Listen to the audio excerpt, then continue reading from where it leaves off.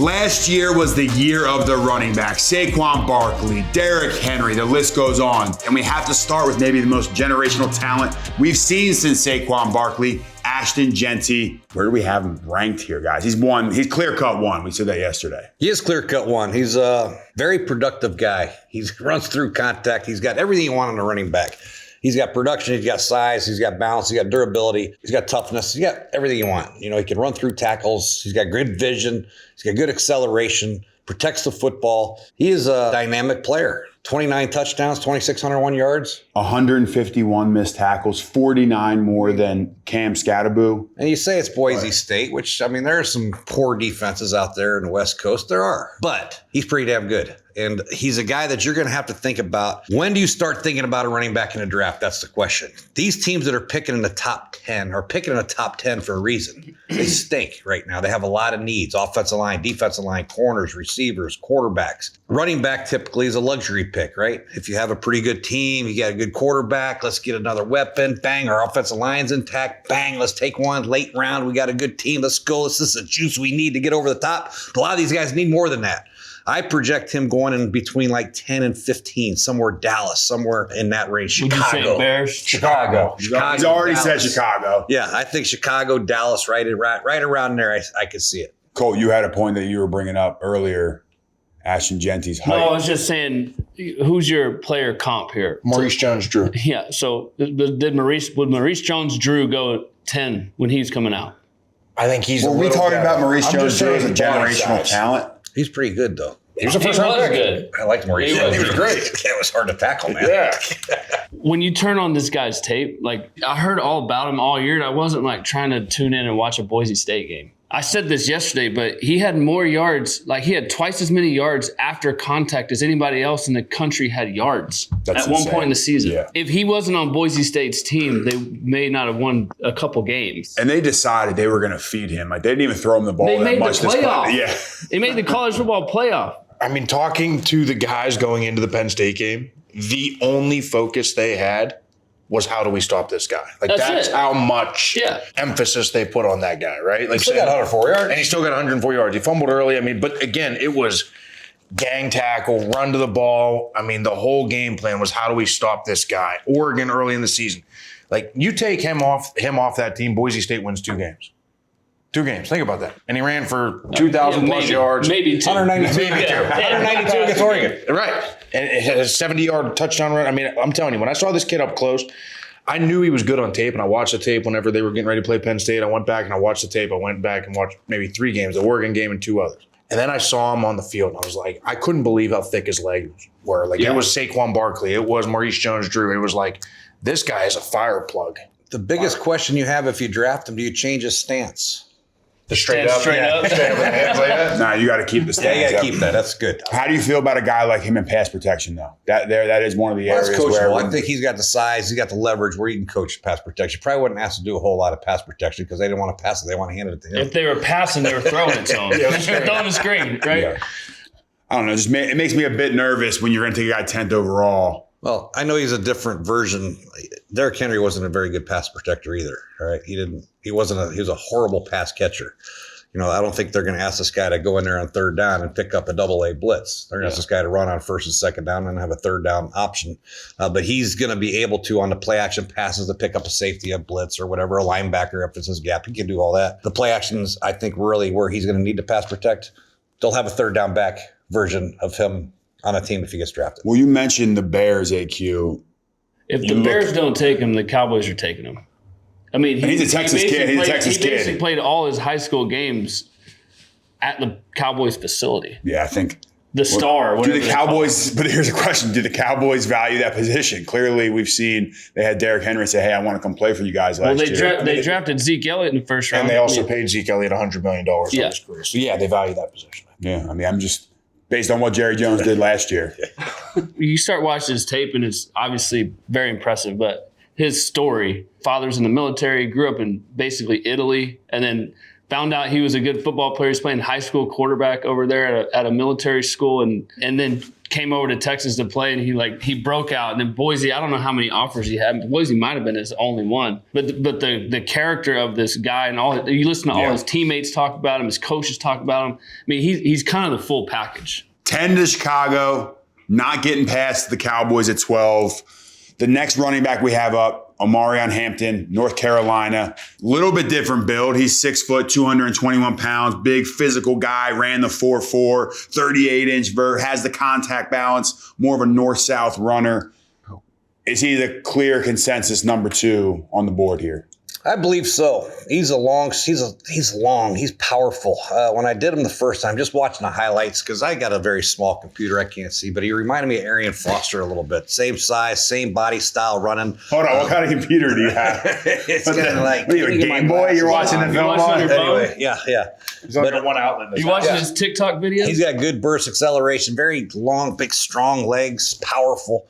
He's clear-cut number 2 for me. He's pretty damn good. 30 touchdowns the last couple of years at North Carolina. I mean, North Carolina hasn't been great. I mean, I love Coach Brown, but like they've been good. He's the reason why. I mean, what's Coach Brown saying over about 1,500 what are we hearing? What are we hearing? Loves him. What's your boy? He loves 2 guys on that team. Who's the other one? Willie Lampkin. We'll get to Willie Lampkin. Willie That's Lampkin. his guy right there. Willie Lampkin blocking for Omarion Hampton was a good little combo there. And Omarion Hampton was an inch taller than Willie Lampkin. I mean, you got to look at North Carolina had a good plan going into the season. They lost 3 quarterbacks within like the first 4 games. So it really became this guy's team. I mean, he carried everything. So it was similar to Ashton Jeanty, where it's like, hey, we know if we stop. They didn't have anything else. Yeah. Exactly. He can catch. He's got 67 catches in 2 years too, so he got good hands. He can do a little bit of everything. He's a powerful, explosive guy. I think teams will like him, especially the zone scheme runners. He can stretch it and then cut and one cut back. He's good. The thing I like about him when I turned on the film was he's hitting everything on each side of the center. He's up the A gap, which I loved seeing, because even if you go back and watch Saquon Barkley's tape in college, everything was balanced. College players love to bounce it. They get there, they don't see anything, boom, bounce. They didn't know they can outrun guys, right? But I loved everything he was doing, was hitting the A gaps and gone. The other thing I like about him, he falls forward.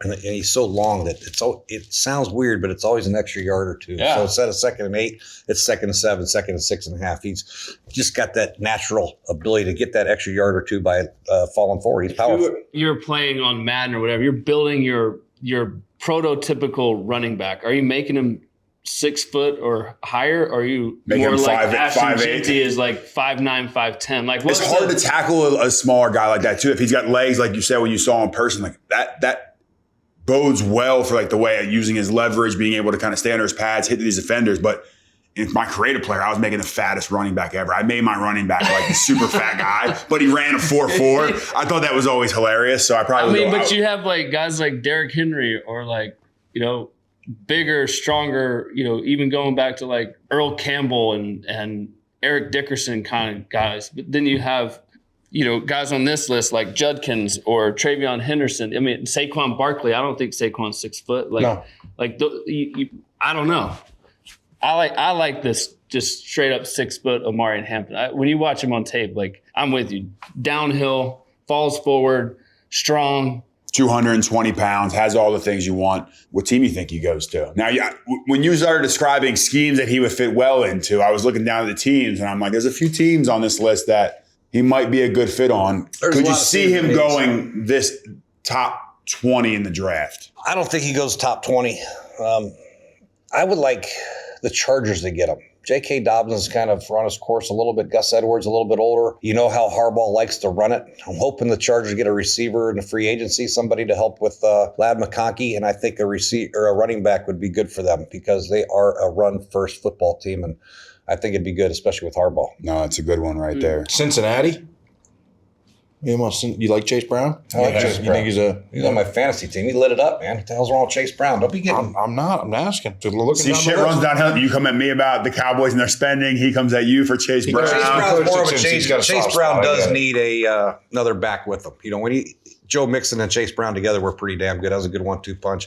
I don't think Chase Brown can really take the punishment for 17 games by himself. He does need another one. But I think this is too high for the Bengals to take a running back. I think they'll get one in the 5th or 6th round. That's pretty good. Hear me out. I don't know this, but Minnesota.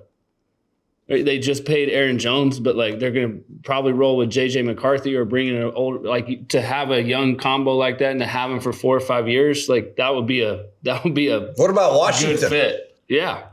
Washington could use a running How back. far are they on B-Rob?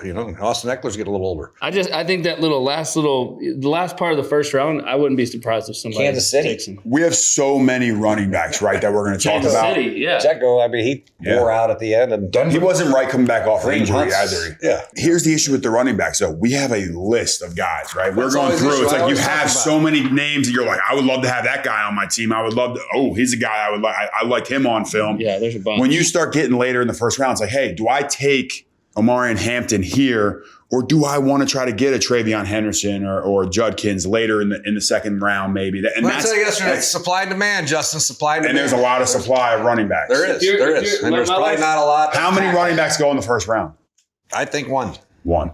When you're looking at running backs too, do you look at like how wore down they are from college? Like how many games they We'll get played? to a guy. Like how many, you know what I mean? Or does that matter? Like Injuries you look matter, at production. yeah. You have to look at the injury history. That's important.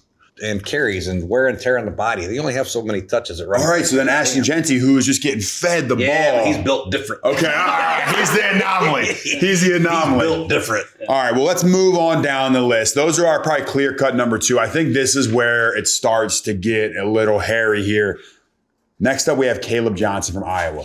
Is he number 3? Is the Ohio State guys are nipping at his heels here, or what's the order for your running backs there? I think Kaleb Johnson's good. I mean, his production in the Big Ten has been unmatched. I mean, and you talk about teams that need running backs, right? Boise State was all running back. North Carolina, all running back because they had 3 injuries at quarterback. They had nothing else. Yeah. Iowa, same way. They're winning games 10-9 every week. And it was because of Kaleb Johnson. I mean, they shuffled quarterbacks around a couple, but he was consistent. He's bigger. He's 6'1", 225. He kind of runs upright, but he has great vision, great play strength. Like you talk about guys falling forward. That's Kaleb Johnson. I mean, there's 3 or 4 that are kind of all in that same category. But he's a powerful runner. I saw him their last game. They played Nebraska, just bottled up the entire game. And then they threw a screen and he took it 80 yards. They ended up winning the game like 13-10. Or I don't remember exactly. Big Ten football, baby. Untouched. Yeah. No, he broke a couple of times. No, he didn't. It was untouched. He ran away from some guys. Pull the tape up. We'll pull the tape up. Roll that tape. But I mean, 1,500 yards, 21 touchdowns, playing the Big Ten. He's a strong, tall runner, like downhill. I did this guy, and he's a big, strong guy. It just took me too long to get excited. When I watch tape, We know when you get excited. Football. We know when you get. You can't get excited about Iowa's offense. Gain a 2, gain a 1, gain a 5. Come on, break a tackle, man. Come on, do something. I wasn't as high on him as Colt. I think this is a guy I'm telling you his strengths. Like I got it. production He does have strength. He yeah. does have production. He's got everything you want, but he's a guy that for sure I would not overreach and take if I was a draft guy.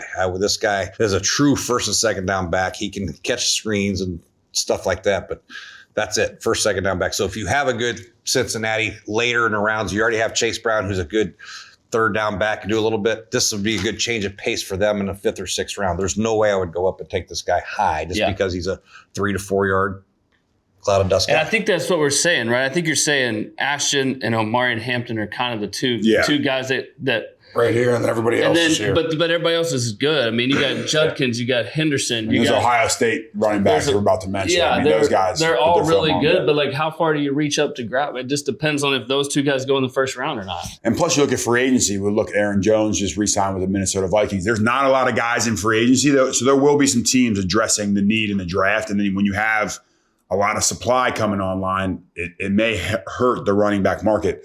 Kaleb Johnson ran a 4.57. Is that? You ever look at 40-yard dash with running backs? Yeah, that's not that fast. Right? What are you saying? I'm asking you, that impacts your decision on taking a running back Well, high. you know how he plays. You watch the film, you know he's not faster than 4.57. Actually 4.57 I thought was pretty fast for him the way he plays. Yeah. He's a plugger. He's a poof inside. I like that. We're doing we just get a sound. If Ashton Jeanty had a sound, what would his sound be? Boom! It takes you like 3 plays for Jeanty to watch. You're like, holy cow. It takes you like 3 games to find a splash play that you're excited about with this guy. Is that something to do with Iowa's scheme, though? Because Kirk Ferentz has done the same thing for years and years and years. Like, when I turned the tape on, this reminded me so much of just a taller Sean Green. You guys remember Sean Green? Sean Green was a productive back in the NFL for 6, 7, 8 years, right? Typical Iowa running back. Hammer the zone scheme. A little bigger, not as fast, 4.5, 4.6 guy, thicker, right? Like, this is who this guy is. I think he's going to be productive. I just don't think he's a first-round pick. Yeah, no, I don't think so either. No. Hell no. All right. Well, then we're going to move on. Okay. We're going to spend Kaleb Johnson. We love you, Kaleb. You're going to be a great player in the NFL. We're moving on to Treyveon Henderson, Ohio State. National champs. They have this 1-2 running back combo. Track star out of high school. Has the acceleration. Treyveon Henderson. When you look at a 1-2 punch combination in all of college football last year, it was these two guys. They complemented each other well. And they both have unique skill sets. Treyveon Henderson is quick. He's shifty. I don't know what his top end speed is really, but anytime he touches the ball, he's legit. We were talking about pass protection. Like, he got better and better throughout his college career. He was their third down guy. He was really good in that role. Catch the ball in the backfield, make plays. He could also run zones and downhill and get to the outside. Like, I like him a lot. And then when they brought Judkins over, everybody was like, you got Treyveon Henderson, but I felt like they both stayed healthy all year. It was a great combination. They both had strengths.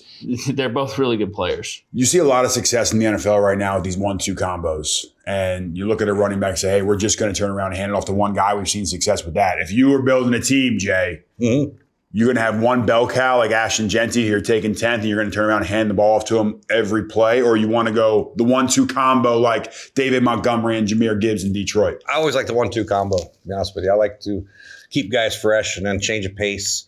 You have different package of plays for different guys. You know what I mean? That's what I like. If I had a Saquon Barkley, that's a 1-2 combo because he could do both. He's an oddity. You say that, but then, I mean, even Philly gives 14 carries sometimes a game to Kenneth Gainwell. Right? Like, they up in a game and they're feeding game. True 1-2s like what I get Detroit, Montgomery, and Gibbs. That's a true 1-2. I mean, that's Montgomery's playing the first 2 series, and then here comes Gibbs. Yeah. My 1-2 is more of a first, second down guy and a third down change of pace guy, 2-minute drill. If you're behind, you got to have somebody get the mismatches on the linebackers in the passing game. McCaffrey's an every down back. Saquon's an every down back. And then it kind of runs out after that. I mean, even Derrick Henry, he's not playing really on third downs. They're bringing someone in for him. So, he's damn good at that. But then you see the value in which teams are paying these guys now. You're paying Saquon Barkley $20 million a year. You're paying Christian McCaffrey $18 million a year. You're only paying Derrick Henry $8 million a year. So the point I'm trying to make here is if you can't get a guy to be Saquon Barkley or Christian McCaffrey or maybe even Bijan Robinson down in Atlanta, and they still use the other – Algier, they use him. It just starts making me nervous how high you can really draft some of these guys. So if you're looking at Treyveon Henderson and Quinshon Judkins, we don't think they're going to be in the first round, right? We've already kind of said probably the 1-2. How far do you think these guys can slip? Because it really just becomes what they have on their team and what needs they're trying to fill. Do they need the speedier guy like Treyveon, or do they need more of the bell cow, which would be Judkins? If you're looking to build your team, which one of those Ohio State running backs would you rather have? I'm taking Judkins. Treyveon's a good player. The most carries he had in the game was 12 last year, his senior year. And 94 yards, I think, was the most yards rushing. He's a great change of pace guy. There's no doubt about it. And maybe with more opportunity in the NFL, he'll have more production. But I'm not going to go out and take a running back. Now, if he's there in the 5th round, I'd be happy to get Treyveon. But Judkins, to me, is he's powerful. He's a big guy. He can first, second down back. He's the guy you're looking for if you don't have that guy. Like we mentioned Cincinnati with Chase Brown, if you need that guy.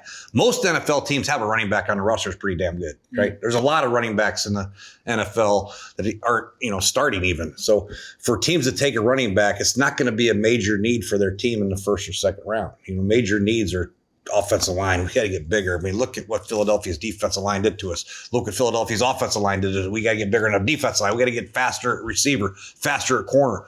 Running backs, these guys will come up later on as a luxury type deal. And both these guys are good players and will help. But I would prefer Judkins over Henderson just because of his ability to break tackles and make plays that aren't there. I think the biggest thing you see with running backs, and the reason it's been devalued over the years, is you can look at every single person on this list. You can look at Saquon Barkley the last 4 years in New York. He wasn't the same player he was in Philadelphia. So at the end of the day, none of these guys are going to do it on their own. They can go wherever, and you got a shitty offensive line, and these guys are non-existent, right? Yep. At the end of the day. So these guys need to go to the right. Like Jay talked about it yesterday. I talk about it all the time. Scheme and fit is everything. scheme and fit, and the guys up front. If you have a good offensive line and you match any one of these guys, they're going to be productive players, right?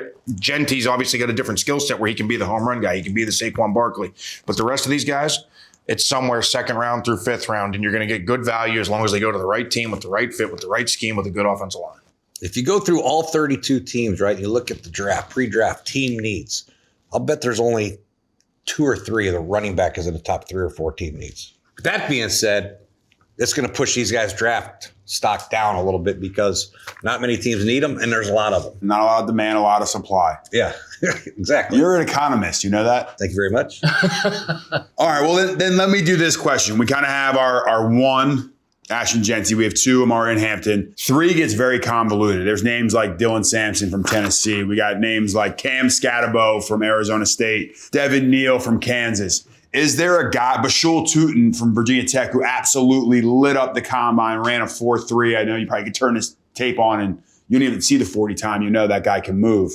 Who do we like who's our dark horse in the running back category then? Who's a guy that you get him in the 2nd, 3rd round, maybe 4th round, and you love him? Like, I know Cam Skattebo has missed tackles, forced over 100 missed tackles last year. You watch the college football playoff. He took the nation by storm a little bit. It may have been, Jay said it the other night, it may have been the best running back performance of the year, Cam Skattebo in the playoff he almost single-handedly beat Texas. Should have. Running, really. Catching. He was doing it all. He did it all. I mean, shaking his head after every time play. he gets hit, Does that make you nervous? Like, can you see that little twitch? He says it's a tick, but I don't know. He's a stud. Like, I think all these guys, Skattebo, I think Dylan Sampson, I think Judkins, Henderson, I think I think there's going to be a run on running backs like 3rd, 4th round where a lot of these guys are going to get picked, right? And a lot of teams are going to be, I mean, really any of these guys can make an impact on your team. RJ Harvey from UCF's good. Tajay Brooks from Texas Tech, he's good. There's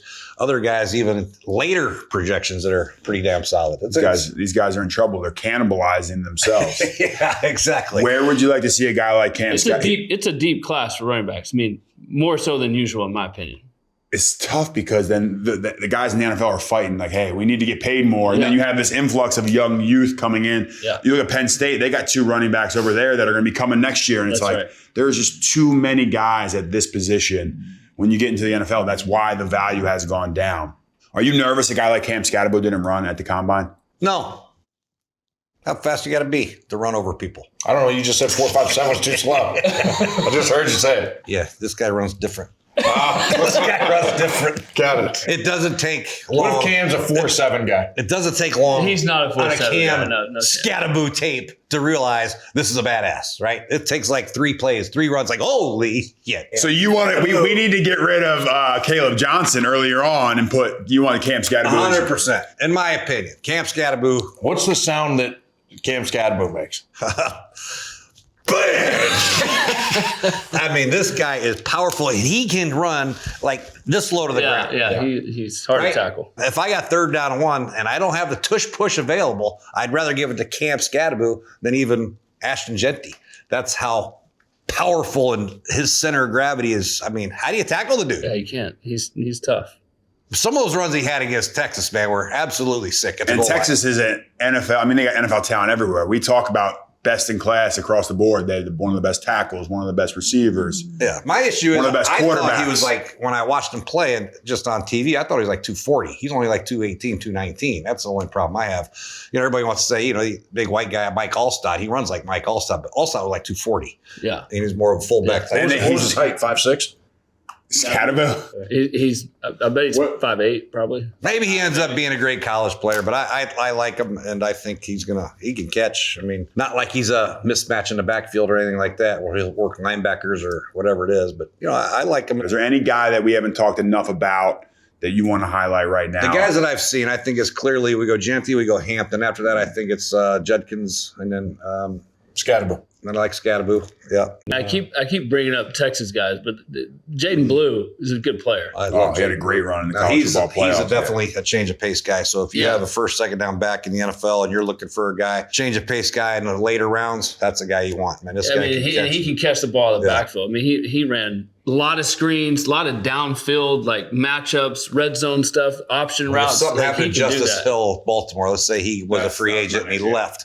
and then Baltimore sitting there in the 5th or 6th round, they'll take this guy. They'll take him. Didn't they just pay him?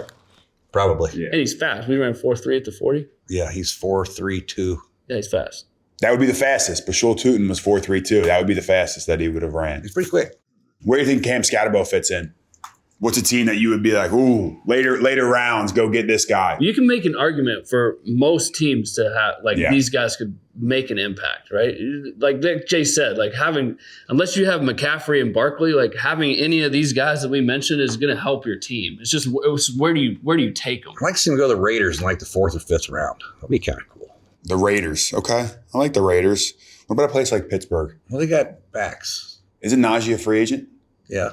Pittsburgh would be a good fit, actually. I'm thinking of cities that would embrace. Y'all agree. I just want to disagree with Justin, man. Damn it, he came up with a good one. It's tough. It's tough. Because you look at a place like, he wouldn't fit with the Arizona Cardinals. That's James Conner's role.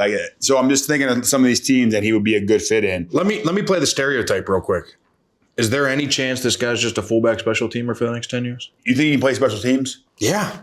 I just don't know how many running backs I've seen come in and be like, yeah, I just want to dominate special teams. The alternative is not playing football. The alternative is a 2-year career in your house. Yeah. Right? Like 220-pound fullback. I can see him run a spider 2 wide banana, a little bluff the end and then the flat for a touchdown. Cam Skattebo. like Alec Ingold, right? Like I feel like he could be an Alec Ingold type of guy. Player. Yeah. I think he's better than that, man. Come on, give Cam his due. Give Cam I'm just saying. his due. You know as well as I do, you put people into boxes. Front office people do. They always do. He's going to get put in a box. Yeah, and then he's going to explode out of the box. He's a great runner. There's a lot of dynamic players out there. I mean, Dylan, like I mentioned, there's Dylan Sampson. Dylan Sampson, really good player out of Tennessee. Only played 14 games started, and he shattered these Tennessee records. This guy's pretty damn good. He reminds me of DeAndre Swift a little bit with his size from Georgia. I remember doing him out of Georgia. But I think he's more powerful between the tackles. He's got more contact balance. DeAndre's more of an outside perimeter type guy. This guy can run between the tackles. He's got good vision, good explosion. He's a really good goal line back. Broke the touchdown record at Tennessee as well. I like him a lot. Dylan Sampson's a good player. He's going to be a 3rd, 4th rounder probably for sure. But I would really like to see him out in space in the passing game because he wouldn't have to do a whole lot of Tennessee other than catch screens and the ho-hos where you catch it and block for him. And that's not even going over all the other guys, out of the MAC and some of the smaller schools that had a lot of production. Syracuse has a running back coming out with Quinn Allen. He's a great pass catcher, 6'1" back. He was one of the best players in the team this year. That's what I'm saying. I can remember when I was in the draft board and backs we got all kinds of issues. Backs was not one of them. And I'm assuming all these guys are going to be gone, so let's go find a guy like your guy at Syracuse that aren't under the radar guys and had a group of about 10 or 12 of them. It's unfortunate for these guys, but there's a lot of them. And in the NFL, if you go through every team in the NFL, they all got a pretty good back on their roster right now. You guys heard it here, supply and demand. You didn't know you were coming for a lesson in economics, but Jay Gruden has provided it. That's our breakdown on all the running backs in the 2025 NFL Draft. Who is your favorite running back? After Ashton Jeanty, who do you think goes 2 in the draft? Let us know in the comments. Spice up your sports viewing experience with the Underdog app. Underdog is the best place to play. Pick 'em on all of your favorite sports. Just choose higher or lower on your favorite players' stats, and you can join the millions of fans who have won billions of dollars on Underdog. What are you waiting for? Sign up now using promo code POCKET. That's POCKET, and you can get up to $1,000 in bonus credits. Download the Underdog app or visit UnderdogFantasy.com to get started today.